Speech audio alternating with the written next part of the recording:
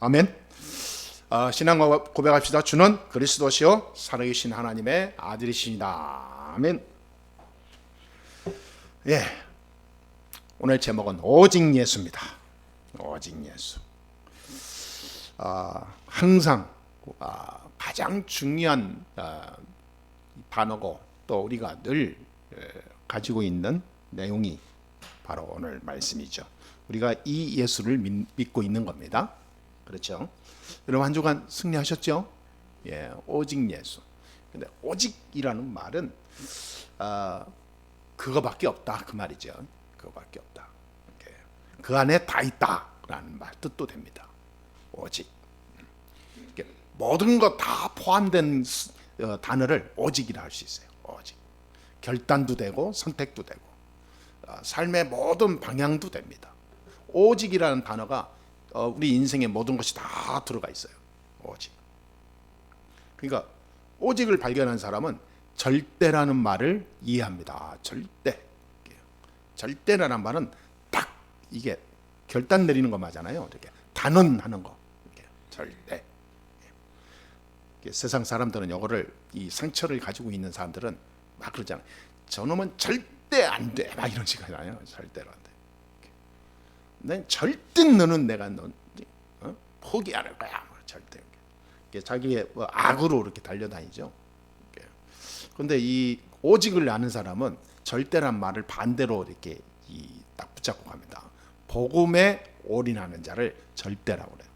복음에 올인. 내 인생의 모든 남은 평생을 복음을 위하여 모든 포커스를 맞추겠다라고 하는 삶을 절대의 사람이라고 그래요. 절대 사람. 절대 복음의 사람. 근데 이 두 가지 오직과 절대가 특별한 어떤 사역과 또 특별한 어떤 계기로 살아가는 자만 필요한 그런 단어가 아니고요. 이거는 모든 하나님의 사람에게 주어지는 하나님 말씀입니다. 우리가 꼭 붙잡아야 돼요. 저는 이렇게 보면서 참 이게 좀 신기한 게 있어요. 사람들은 다 입으로는 머리로는 다 이해하고 오직하고 다 오직 예수하고 막 절대 축복, 절대 응답, 절대 복음 하는데 실제로 사는 모든 삶은 자기 중심이에요. 그러니까 약간 참 아이러니하죠. 저도 보니까 그렇게 살았더라고. 기도하는 것도 살아가는 것도 모든 것이 나의 어떤 성취 욕이 다 사로잡혀 있는 거예요. 아니라고 하는데 다 그래. 전도하는 것도 다 부흥시켜서 뭔가 해보려고 전도하는 거지 정말로 생명에 대한 절대 복음에 대한 그 어마어마한 한을 가지고 하는 전도 그리 많지 않아요. 그러니까 어떤 교회는요 사람이 얼마나 많은지 성가대가 한 1,000명, 2,000명이야. 그냥 뭐 성가대를 막 이렇게 밀어줍니다. 각종 이렇게 성가대 이 어떤 그런 막 이게 성가대에서 나오는 여러 가지 막 이렇게 이 뭐라 그러죠? 컨셉들이 많이 나오죠. 막 감동을 주는 모든 연출을 마음껏 할 수 있어요. 숫자가 많으니까. 그럼 뭐 성가대 뭐 들어오면 사람들 다 울고 막 가슴이 웅클웅클하고 막 쿵닥쿵닥 뛴다니까요. 성가대 그 한 5분 찬양 들어도. 근데 거기에 이제 그 교회 모든 것이 막 이렇게. 그러니까 그 목사님 들어보니까 그 목사님이 굉장한 자부심과 막 거기에 막 이렇게 우월함이 있더라고요. 자기도 모르게 다 자기가 뭔가 이렇게 이룬 하나의 이 능력인 것처럼 이렇게 하더라고요. 뭐 그게 뭐 나쁜 건 아닌데 저는 그 한 사람과 그 사람들의 그 내면을 보는 거예요. 내면을. 어떤 사람은 전도 캠프 하는데 많은 사람이 몰려다녀요. 그러니까 전도 캠프의 방법과 여러 가지 시스템과 그를 제자를 세우고 또 이 뭔가 이게 현장을 이게 뭔가 이렇게 시스템을 세우는데 기발한 어떤 머리와 기술을 가지고 있어요. 내용도 있고. 근데 중요한 건 뭐냐면 거기 따라가는 사람이 전부 다 뭐냐면 그거를 배우러 가는 거예요. 저도 옛날에 그랬다니까요. 수없이 다닌 거예요. 근데 어느 날 저에게 이런 답이 오더라고. 저거는 세상에서 말하는 성공하는 기술을 배우는 거지 저 속에 오직 절대 이건 빠졌다. 저거는 자기 말하자면 자기 비즈니스 성공하기 위해서 따라다니는 거예요. 배우기 위해서. 근데요, 진짜 오직 예수 해버리면 필요 없습니다. 절대 복음 딱 붙잡으면 아무 의미 없는 거예요. 그런 가치 없는 거예요. 하나님은 나에게 주신 하나님의 방법이 있습니다. 그걸 찾게 되는 거예요. 그걸 보고 달란트라고 합니다. 이 간단한 논리인데 지금 제가 설명을 더 자세히 잘 못해서 하는 소리인데, 이게 저는 깨달아지더라니까. 복음이면 내가 진짜 절대 복음 가지고 있으면 끝.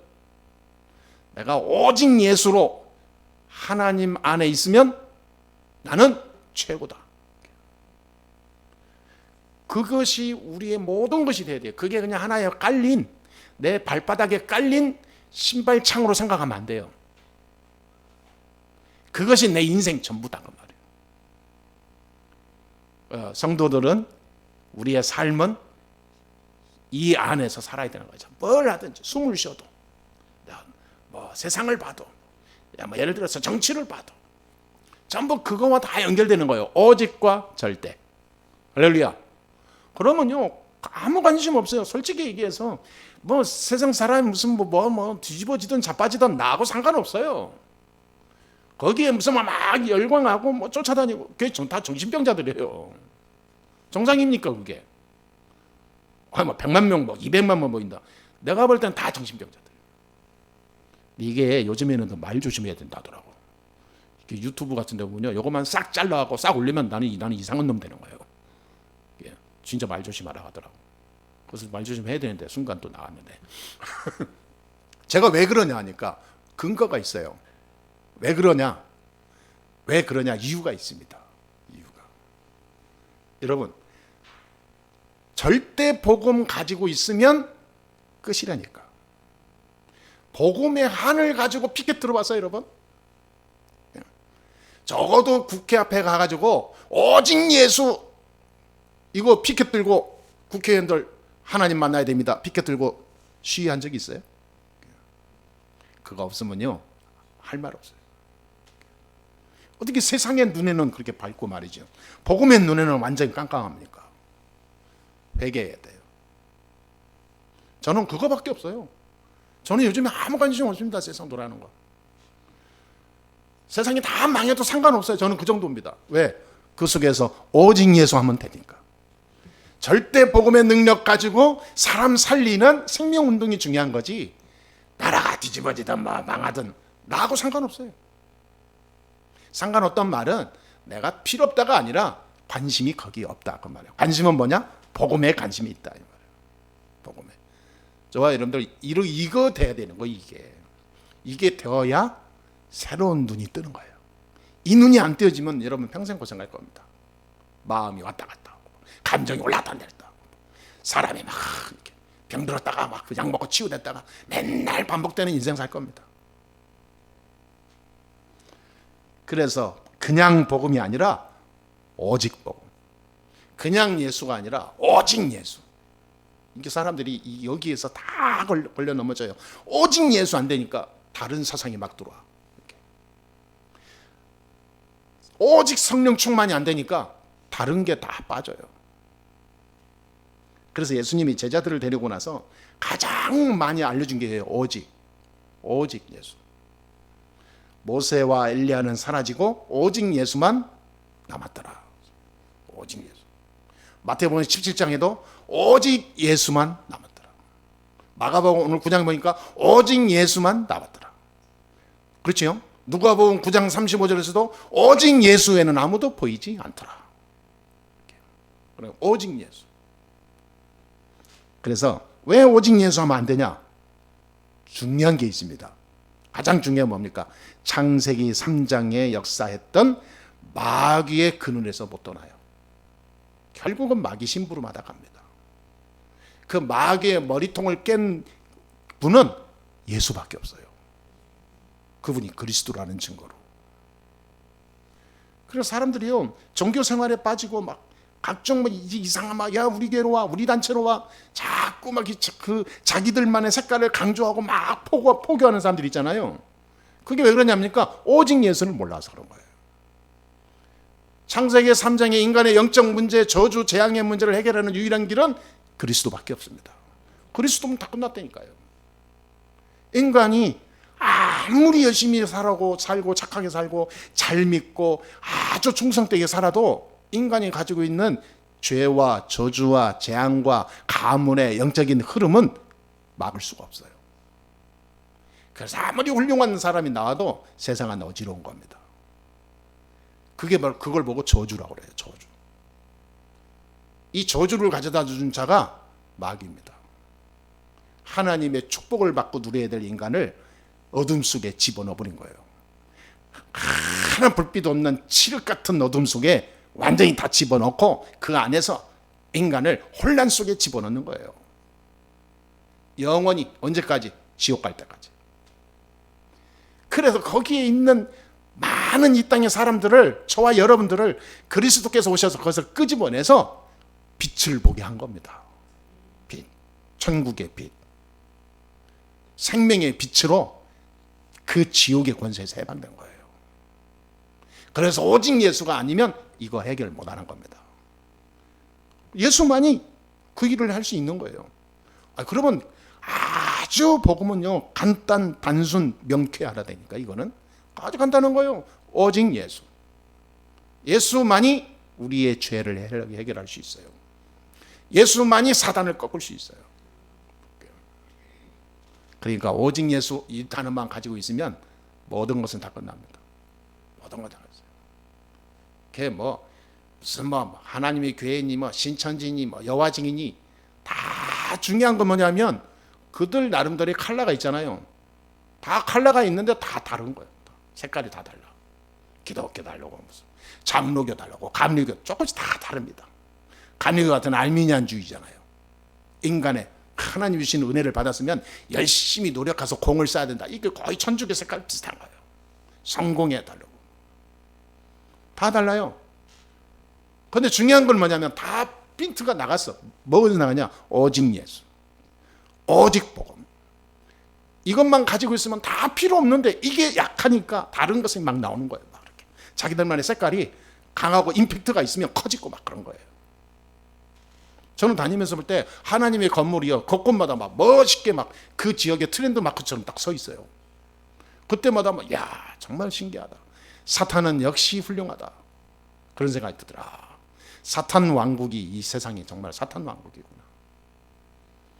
오직 예수가 약화되니까 사탄 왕국은 점점 커지는 거예요. 그렇잖아요. 그런 걸 볼 때 저는요, 어떤 때는 막 가슴이 먹먹합니다. 여러분들은 정치를 보고 가슴이 먹먹하죠. 저는 하나도 안 먹먹합니다. 영적인 이 사실을 볼 때 가슴이 먹먹해요. 진짜로. 오직 예수하는 교회, 오직 복음, 절대 복음의 생명 건 성도, 이거 한 사람 저는 발견하고 찾아가고 이 교회를 바로 세워서 이런 교회를 곳곳에 세우는 게 제 기도 제목이고 미션인데 여기에 대한 한이 있는 거예요.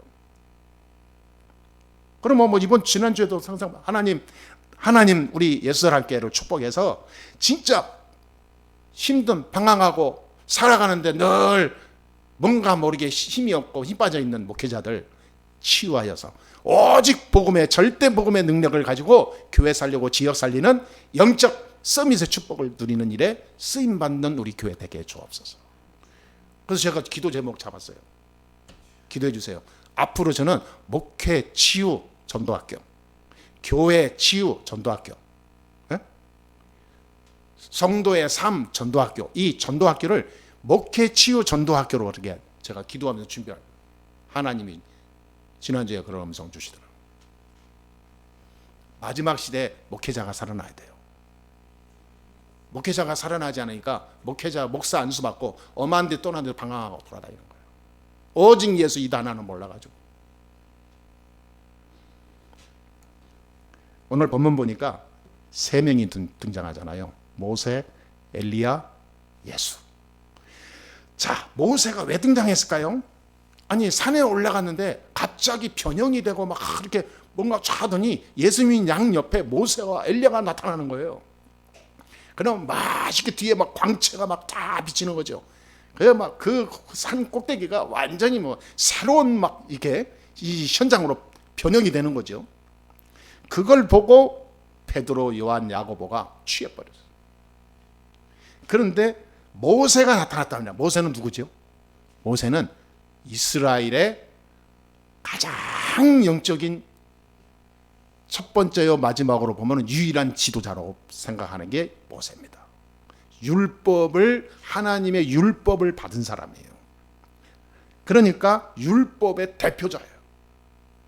그러니까 유대인들은 지금도 토라라고 있습니다. 토라라는 하나님이 주신 율법이라는 말인데, 이 율법 토라가 이 모세 오경이에요.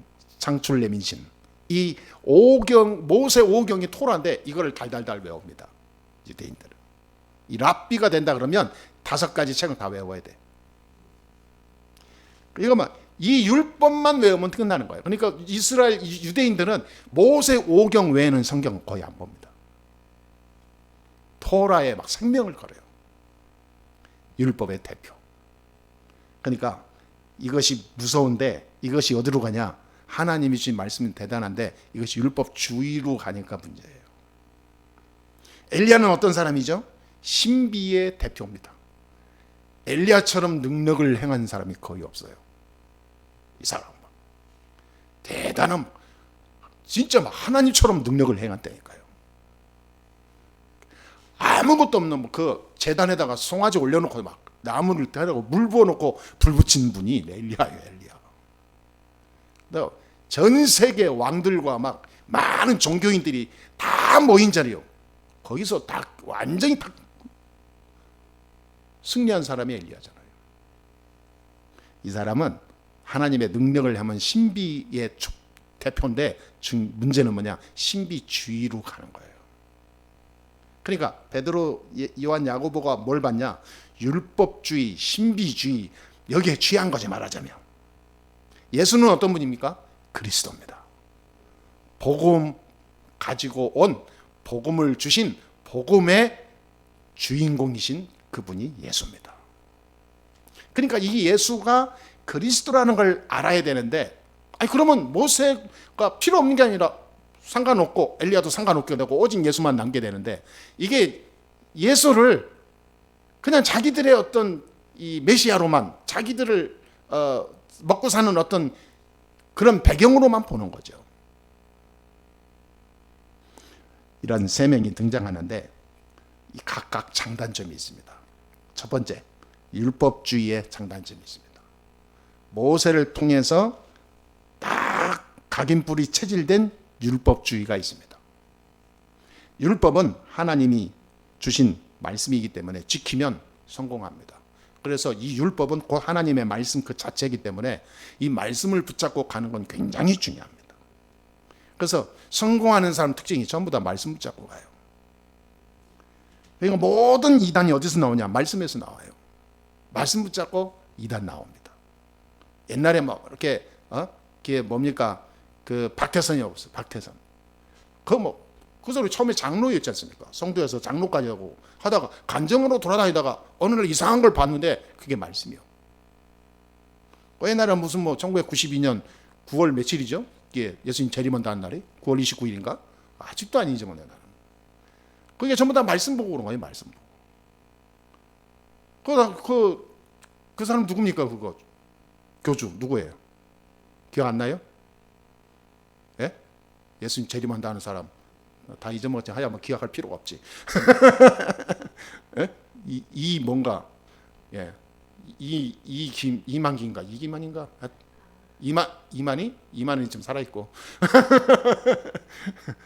하여튼 하여튼 있어. 하여튼 그 사람이 근데 신기한 게 있어요. 이 말씀이 귀신이 그렇게 역사합니다. 그 사람이 밤에 꿈을 꾸면서 나타난 말씀 이 구절이 있는데 자기와 관계된 모든 제자들이 똑같이 그 꿈을 꾸는 거예요. 똑같은 말씀을 똑같이 사실처럼 꿈속에서 꼭 사실인 것처럼 꿈속에서 아주 그냥 선명하게 나타나는 거예요. 똑같은 꿈을 모든 세계, 그것도 전 세계에서. 그러니 여러분 안 빠질 수가 있겠습니까? 다 빠집니다. 저와 여러분만 안 빠지고. 그래서 사람이 그래서 꿈이 무섭다는 거예요. 꿈을 가지고 사람이 영향받으면 사탄은 늘 언젠가 꿈을 가지고 날 이용합니다. 그리고 이 말씀을 꿈으로 받아가지고 따라가면 그것이 맞는다 할지라도 안 좋은 거예요. 왜? 항상 내가 거기에 의지하게 될 거니까.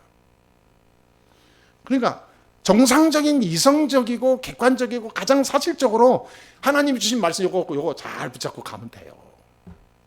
그렇죠? 자꾸 뭐 공상, 허상, 망상, 꿈에 빠질 필요도 없어요.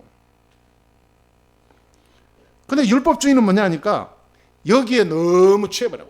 모세 오경에 완전히 계속 외우다 보니까 완전 율법주의가 되는 거예요. 딱 법이든 그 법이 사회법까지 연결돼 버려요. 그런데 율법으로는요 아무리 지키고 잘하고 해도 구원을 못 받습니다. 예를 들어서 모세가 십계명을 받아왔잖아요. 살인하지 말라, 간음하지 말라. 아무리 계명대로 다 지키고 살아도 구원받는 길은 아닙니다. 구원은 없어요. 그러니까 유대인들이 가장 놓치는 게 바로 그겁니다. 그 구원은 그리스도를 통해서 구원받는 거지 율법에서 구원받는 게 아니에요. 그것이 좋은 건데 거기에 완전히 주의가 되면 문제다 그 말이에요. 왜냐? 영적 문제 해결 못하니까. 인간은 영적 존재이기 때문에 영적 문제가 해결돼야지 사람이 행복하고 평안한 거지. 영적 문제 해결 안 되고 겉으로 내가 아무리 잘하면 뭐합니까? 그래서 제가 아까 서두에 말씀드린 것처럼 우리가 아무리 좋은 거 많이 배우고 기술을 익히고 많은 것을 터득해가지고 사람들을 이기는 많은 어떤 매력과 기술을 가지고 많은 일을 하면 뭐하냐 그 말이에요. 본인 영혼은 죽어가는데. 그래서 지금까지 역사에 보니까 사람들을 많이 움직이고 자기들만의 힘을 굉장히 과신을 했지만 말년에 처참하게 다 말년에 고통 가운데 갔어요. 한 명도 빠짐없이. 그러니까 율법이 이렇게 무섭다니까요. 율법은 굉장히 완벽합니다. 그런데 율법을 잘 수호하고 율법주의로 가는 사람들 봐보세요. 가문이 어두워요. 자녀가요 완전히 진흙 들어가지고 그 율법주의에 있는 자녀들 봐보세요. 사회생활을 못합니다. 완전히 눌려가지고. 이것이 율법의 연약함 그 자체예요. 율법은 장점도 있습니다. 율법 하나님 말씀을 딱 붙잡고 가면 기준이 있어야 되니까. 그런데 이것이 주의로 잘못 가버리면 어마어마한 하나님 없는 율법이 자기네 삶의 기준이 돼버리니까 문제예요. 그런데 두 번째로 신비주의는 뭡니까?